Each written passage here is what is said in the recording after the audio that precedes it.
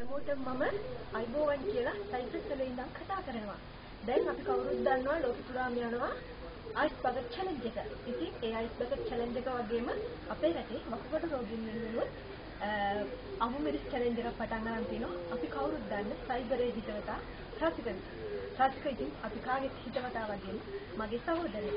ඉතින් මගේ සහෝදරයාගේ ඉල්ලීම අනුව මම මේ දේ කරනවා. ඉතින් මට අවුරුදු කාල කන්න තියා ගම්මුරු සැටයක්වත් කන්න බෑ. හැබැයි මම මේ වකුගඩු රෝගීන්ගේ දුක දන්න නිසාම මම එකපාරම මේ අවුරුදු කරා තුනම කන්නා. හැබැයි එකින් එක නම් කන්න බෑ. මම දන්නවා.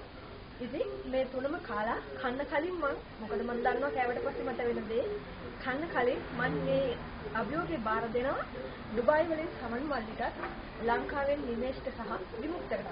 ඔයාලා තුන්දෙනා මගේ අභියෝගේ බාර ගන්න කියලා මම හිතනවා. එහෙමනම් ඔන්න මම මේ කරල් තුනම එකපාර කනවා. හරිද?